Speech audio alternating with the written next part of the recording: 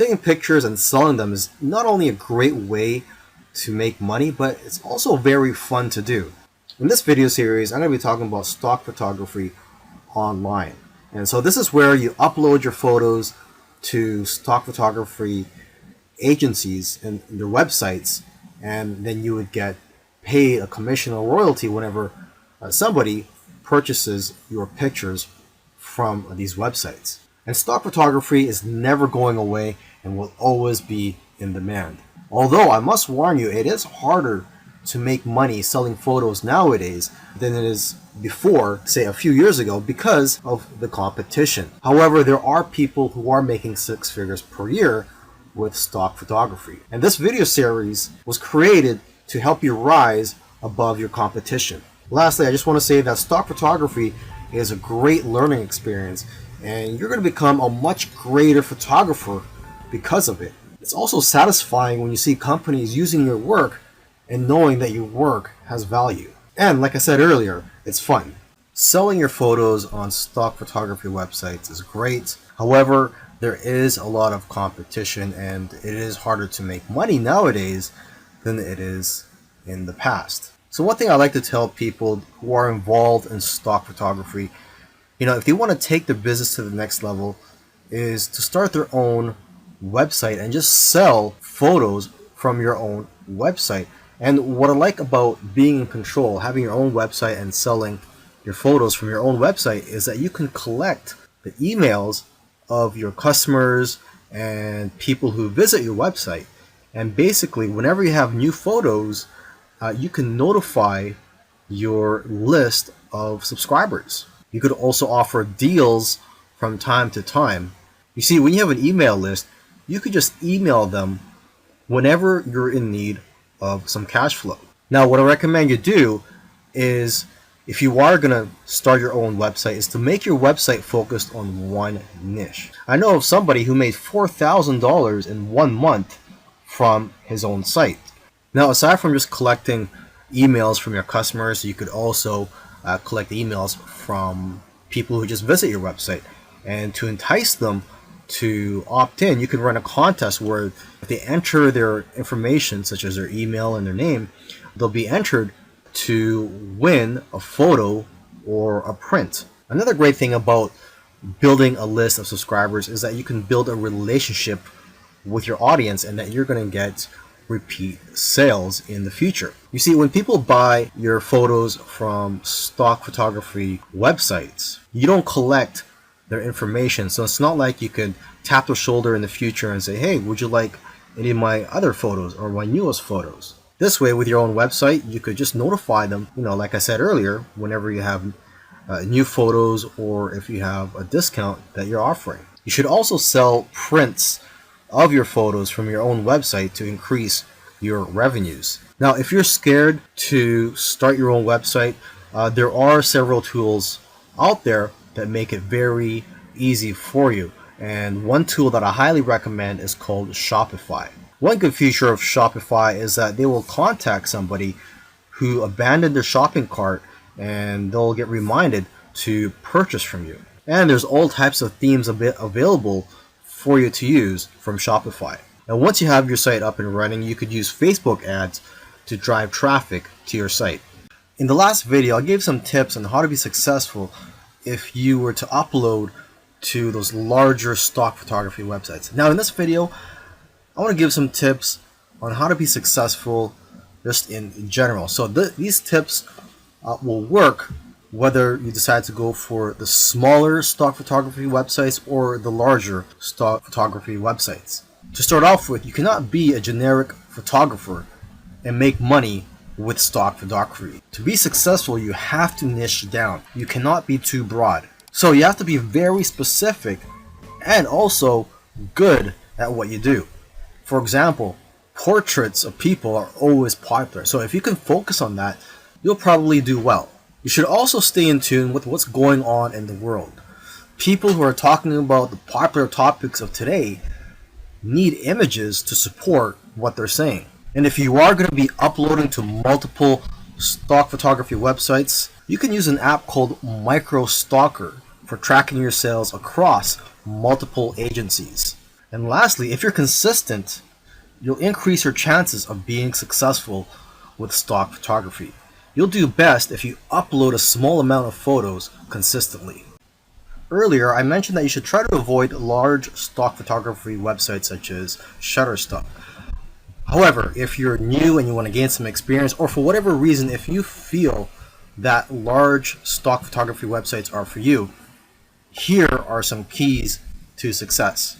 Obviously, these big sites have thousands of photos, and photos that have less saturation will sell the best. For example, pictures of cats, unless there's something unique about the picture, won't do as well as pictures of animals in the wild. Another example is pictures of iconic buildings such as the White House. These types of pictures won't do as well because there's already a lot of pictures of the White House out there. Now, however, if there's something unique such as an event or a protest happening around there and you capture that on photo, then that picture will do a lot better. It's also important to use the right keywords. For example, if you're posting photos of flowers, you'll be more successful if you know the exact scientific name and the species of those flowers, and also the English name, where they're from, and other details. And from what I've seen, the best-selling images are the ones with themes such as Christmas, Halloween, Easter, etc. And new images usually sell better than old images, simply because old images tend to get buried in the search results. In the previous video where I spoke about where to sell your photos online, I forgot to mention that you could also sell your photos directly from your phone. And there are a few apps available for that, but the most popular photo app right now is one called Foap. And with Foap, you download it, and I believe it's available both for the Android and the iPhone. And you get 50% of the sale, but you can make more money by joining what they call missions on Foap. And these missions are sort of like projects for brands and other companies.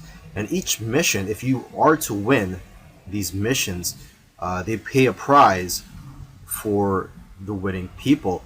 And it usually starts at around $50, and usually it can be a lot higher.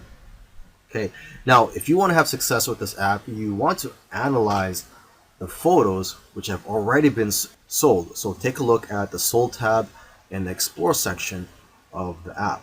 I also recommend that you analyze the profiles of people who have won missions or sold a lot of photos, as they usually have a lot of good photos which can give you ideas. And lastly, you could create a profile on Foap and follow people. So you can follow other photographers and they could follow you, and you guys can share tips with each other and be more successful in the long run. Now that you've taken some pictures, where do you sell those pictures online?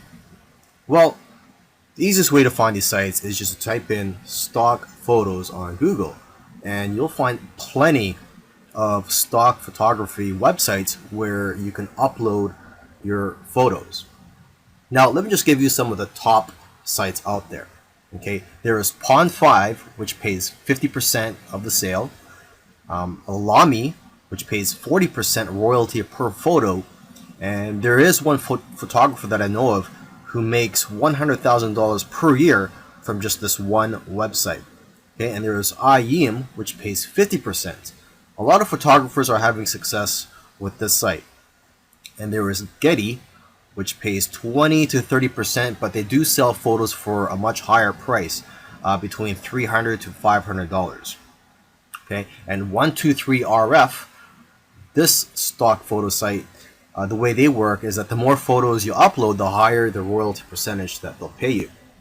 And there's iStock, which pays 15 to 45% depending on the photo, but they'll pay you a higher rate if your photos are exclusive to their site. And there's a Dreamstime, which has a very thorough approval process, but if you do get approved, they'll pay you 25 to 50% royalty and up to 60% if your photos are exclusive with their site. Plus, they'll even pay you an extra 20 cents per photo. And then one of the biggest stock photography websites out there is Shutterstock. They'll give you the most exposure because of their reach, huge customer base, and ability to advertise your photos. And there's Adobe, which will give you almost as much sales but higher sales amounts. And Adobe stock is integrated into the Adobe software. There's iStock Getty Images, which can also get you a lot of sales. Now, what I usually do advise to photographers is to stay away from some of the larger stock agencies, such as Shutterstock, iStock, etc., because they're publicly held companies, and they're more interested in making their shareholders happy and not the individual contributors. They just don't have the incentive to help contributors grow and make more money. However, if you are a beginner, you may want to try out these larger stock agencies just to test out the waters and to gain experience at first. And then you could try out the smaller agencies such as Dreamstime, Stockfresh, etc. The advantage of working with these smaller agencies is that there's less competition for you as a contributor. But then again, everybody is different, so you have to figure out what works for you. And interestingly, I know of somebody who makes more money uploading to free stock photo sites like Pixabay than other stock photo sites, because people have the option to donate to you when they download your photos for free. Now, here are some quick photo tips for you. Only high quality photos are going to be accepted into stock photo sites. So if you want to have high quality photos, you need a high quality gear. So I highly recommend that you use a DSLR camera, and a plain 50mm lens is just fine. Now, you're going to want to try to take pictures that are difficult for regular people to take with their smartphones. And if you are going to be using DSLR cameras, try modifying your shutter speed and try to play around with it. For example, you could try taking long exposure photos. Long exposure photos tend to sell more. When you're taking these pictures, make sure that there's a concept behind the photo. You have to try to capture photos with intention, and also try to make your photos socially relevant. Another important key is to make sure that your picture elicits some type of emotion or has some type of purpose, such as showing that it's the fall season.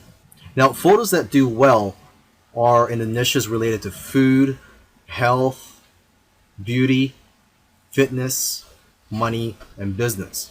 You also have to remember to leave some room for copy and text for the users to put on the photo. And you should know that photos are not going to be accepted if there are brands, names, or license plates in the background. And if you have models in your photos, they will have to sign a release form.